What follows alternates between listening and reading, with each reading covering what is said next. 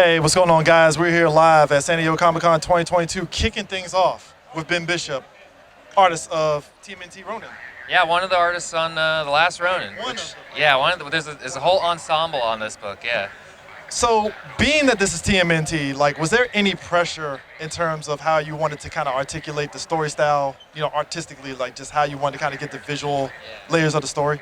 I mean, I was born in '86, so I grew up with turtles my whole life, and yeah, and as a comic book person who self-publishes and makes my own stuff, I've always been inspired by Kevin and Pete, and so knowing Kevin for the past few years working together and then getting onto this, it was a lot of pressure to do it right, but it was also like the funnest thing like that I could ever be doing. So once I just kind of put that on the forefront and just had a good time, it was just dream fulfillment every day. I mean, are you at all shocked the way this book has actually been critically received? Because, I mean, since issue one, everybody's been loving it. I've been liking it, so, I mean, are you at all surprised by that? I'm not surprised. I'm just happy that it worked out. Kevin knew the whole time. He said, this is going to be like Watchmen. It's going to be like Dark Knight. And I was like, okay, yeah, you never know. Like, it could be that for us. You know, we've done so many books, he and I and everybody, and you just never know. But with this, the reception has been insane. My first big, splash was issue 2 with all the Raphael stuff, because I had one page in issue 1 where you started alluding to the fact that there would be other artists, and the rap stuff was so well received that I was watching every YouTube video, and I was like just so psyched. I was like, people love it, like it's validation, and I was like, and now we just go from here and kill everyone else. So, I mean, was there a character that you actually wanted to have? I mean, that you actually wanted to draw? Did you get a chance to actually draw for TMNT? It's hard to even say that would be the case. I mean, I'd love to draw every character. There's a lot of mutants that I don't think necessarily would have fit in this story, like Buckman, Mutagen Man.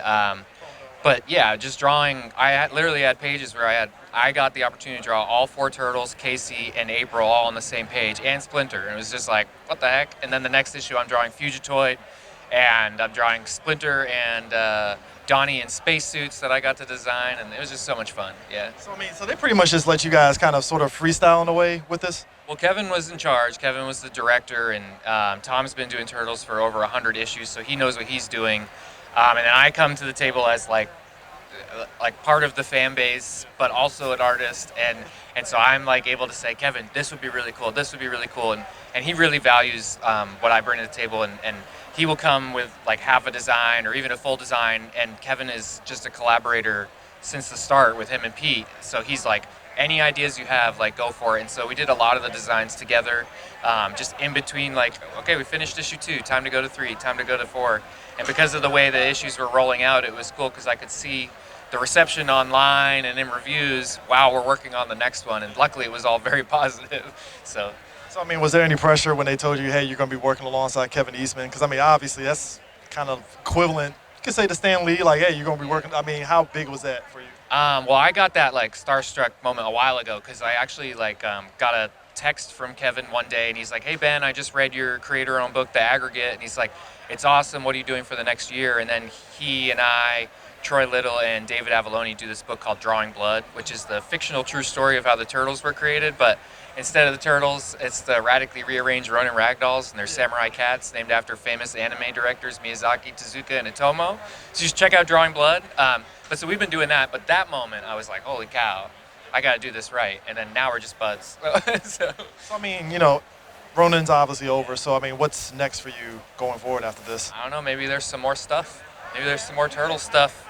Got to stay tuned. It's going to be a big Ronin show. I mean, is there like a dream project that you want to do outside of Turtles that you kind of want to like put your mark on? I wrote to Marvel Comics when I was 11 asking for a job, and I sent them samples of Spider-Man. And so I'd like to do Spider-Man for that 11-year-old kid inside of me, just to do it and take some of those Spider-Man fans to everything else that I do. But outside of that, I'd love to do like a 90s X-Men kind of, bring back the yellow and blue and things like that.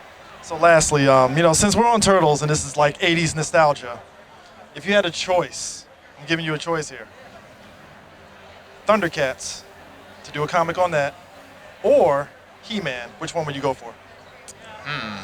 I'd probably do He-Man. I think they got more interesting character designs with like the crazy gimmicks and Man-at-Arms and Mech-a-Neck, and I think that'd be a lot of fun. Yeah. Well, I appreciate you taking time talking to us. I loving it, love the book. It was great, and I am, like I said, I was shocked that it blew up as much as it did, so I appreciate it. I'm super happy to be a part of it, and it's just crazy that so many people know of it. I mean, you had a lot of people wanting to get you. And that's only autograph, Wednesday, so yeah. yeah. We appreciate you guys. We'll see you guys next time. Peace.